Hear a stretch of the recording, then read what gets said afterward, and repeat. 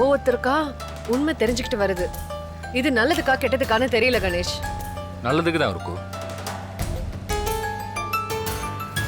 சீக்கிரமா அந்த பிரச்சனைக்கெல்லாம் ஒரு சொல்யூஷன் கிடைச்சிடும்ல. சொல்யூஷன் சீக்கிரம் கிடைச்சிடுங்கிறது உண்மைதான். ஆனா அந்த சொல்யூஷன் எல்லாருக்கும் நிம்மதியையும் சந்தோஷத்தையும் தர ஒரு சொல்யூஷனா இருக்கணும். இருக்கும், நிச்சயமா இருக்கும். லேட்டஸ்டா அந்த உண்மையை தெரிஞ்சுக்கிட்ட நீ, நான், கார்த்திக், நாம எல்லாருமே ராஜாராமன் பக்கம் இருக்கிற நியாயத்தை புரிஞ்சுக்கிட்டோம் இல்லையா? இதே மாதிரி அனுவும் பல்லவியும் கூட ராஜாராமனோட நியாயத்தை நிச்சயமா புரிஞ்சுப்பாங்கங்கிற நம்பிக்கை எனக்கு இருக்கு. உங்களுக்கு நம்பிக்கை இருக்கு, அது நல்ல விஷயம்தான். ஆனா நீங்க ஒரு விஷயத்த மறந்துட்டீங்க. என்ன? ராஜாராமனோட அம்மா இன்னமும் ராஜாராமனை புரிஞ்சுக்கல. ஒருவேளை அனுவும் பல்லவியும் அவங்க லிஸ்ட்ல சேர்ந்துக்கிட்டா? சேர்ந்துட்டா கஷ்டம்தான். ஒரு நிமிஷம் வண்டியை நிறுத்துங்க. கணேஷ், அங்க பாருங்க, ராஜாராமனோட அம்மா வந்துட்டு இருக்காங்க. வாங்க, இறங்குங்க.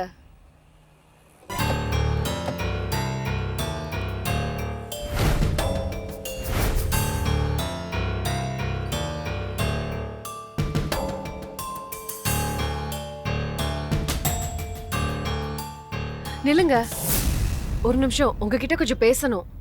உங்களை பார்க்கலாம் தான் வந்துட்டு இருக்கோம். உங்களுக்கு வேண்டாத அலைச்சல் எதுக்கு? நீங்க இப்படி என்ன தேடி அலையறதுனால உங்களுக்கு எந்த பிரயோஜனமும் இல்ல.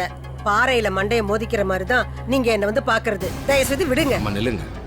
நாங்க சொல்றதை கேட்டு நீங்க மனசு மாறணும்னு அவசியம் இல்லை. அட்லீஸ்ட் நாங்க என்னதான் சொல்றோம்னு கேட்டுட்டாவது போங்களேன்.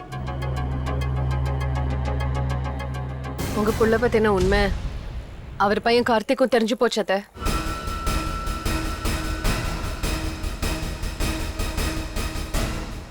அதுக்கு என்ன பண்ண சொல்ற? என்னது இப்படி பேசுறீங்க?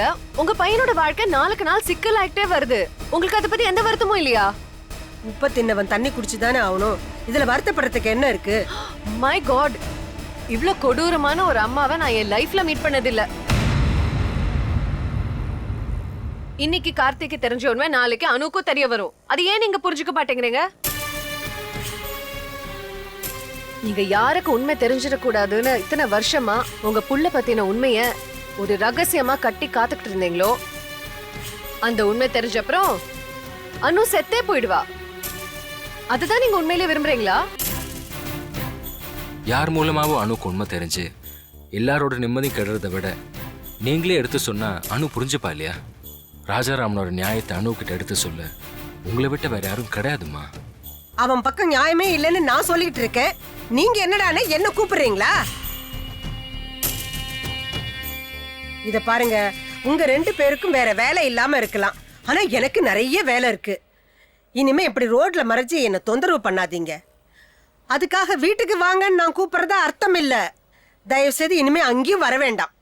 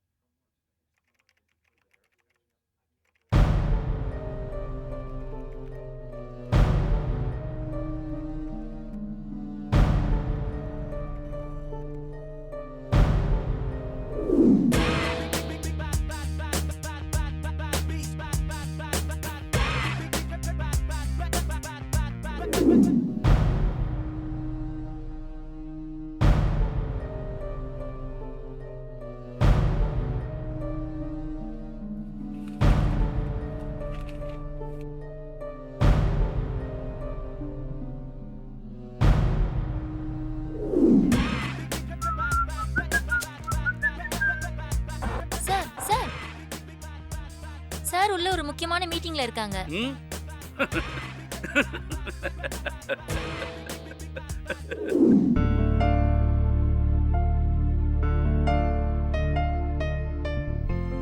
வணக்கம். சொல்லுங்க சார். நான் மிஸ்டர் ராஜாராம பார்க்கணும். நீங்க மிஸ்டர் கோபி தானே? ஆமா. சார் முன்னாடியே சொல்லிருக்காங்க நீங்க வருவீங்கன்னு. உள்ள போய் பாருங்க சார். தேங்க்ஸ் மா.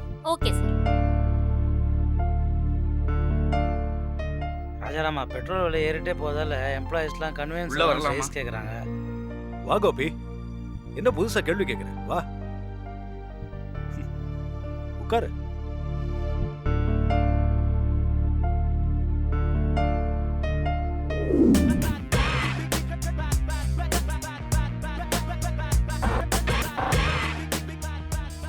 என்ன ராஜாராமா, எப்படி இருக்க? உட்காரு கோபி. இல்ல பரவாயில்ல.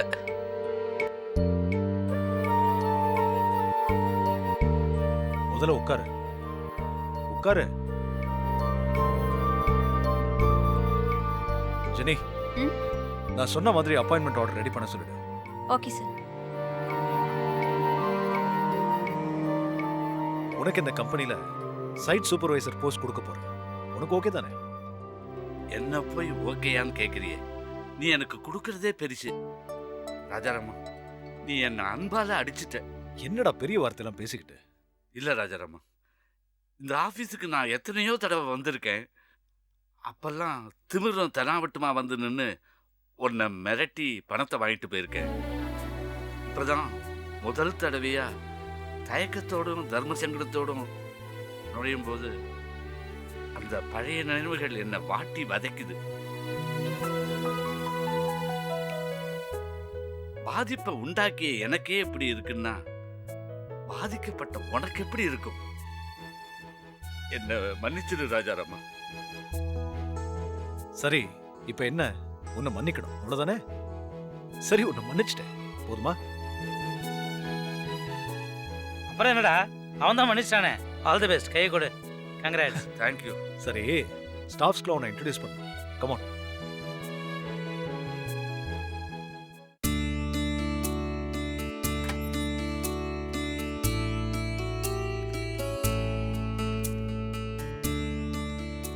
லேடிஸ் அண்ட் ஜென்டில்மேன், எல்லாரும் உங்க வேலையை ஒரு நிமிஷம் நிறுத்திட்டு நான் சொல்றது கொஞ்சம் கவனமா கேளுங்க. இவர் பேர் கோபாலகிருஷ்ணன், என்னோட ஃப்ரெண்ட், என்னோட க்ளோஸ் ஃப்ரெண்ட். இவர் இன்னில இருந்து நம்ம கம்பெனில சைட் சூப்பர்வைசரா ஜாயின் பண்ண போறாரு. எல்லாரையும் இன்ட்ரோடியூஸ் பண்ற பொறுப்பு எனக்கு இருக்கு. வா. இவங்க தான் தேன்மொழி, அக்கவுண்டன்ட். வணக்கம் சார்.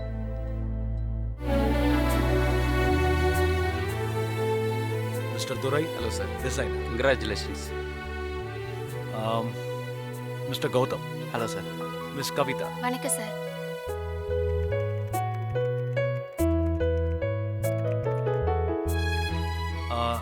சீதா. வணக்கம் கோபாலகிருஷ்ணன். போலாமா? சார்.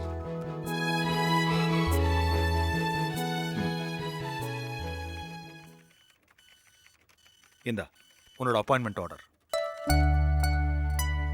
ரொம்ப தேங்க்ஸ் ராஜாராமா. Best of luck Gopi.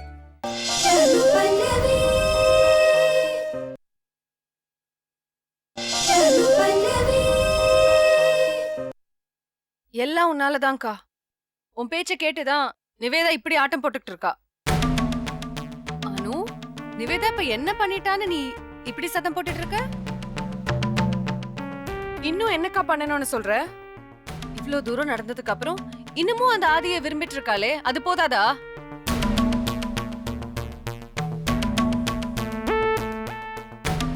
அவளால எல்லாருக்கும் எவ்வளவு அவமானம். என் பேச்ச கேட்கவே மாட்டேன்றா.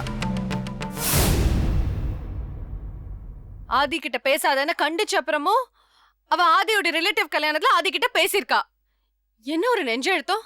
என் பேச்சை விட அவளுக்கு அவ காதல் தான் முக்கியமா போயிடுச்சுல.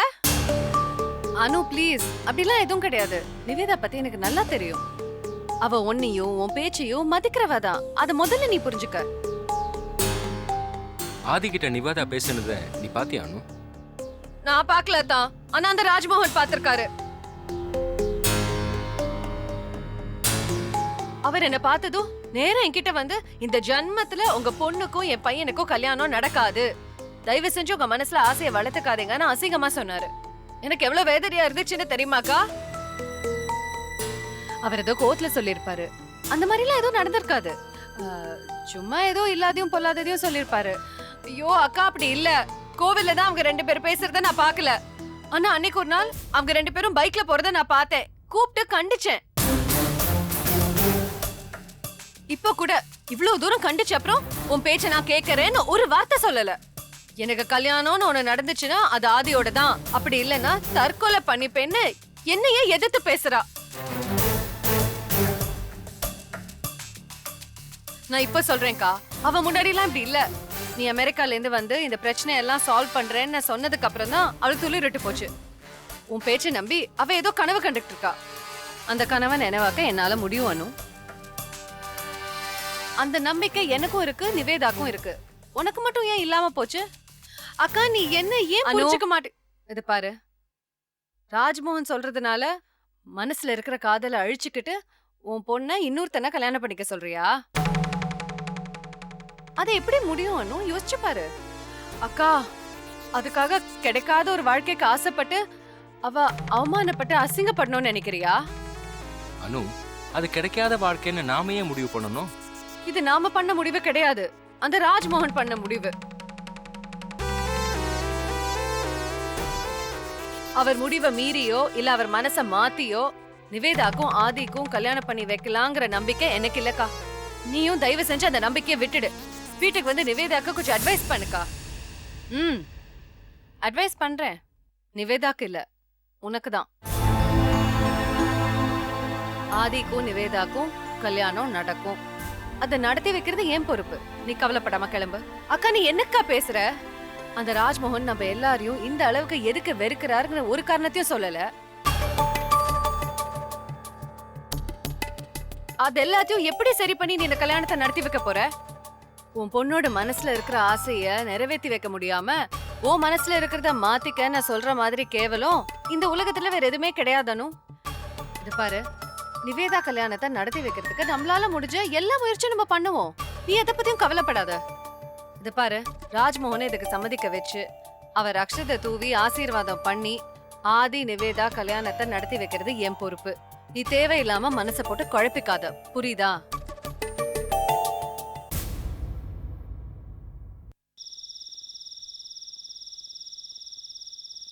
ராஜாராமன் சார் கடைக்கு வந்திருந்தா செல்வா. எதுக்குங்க?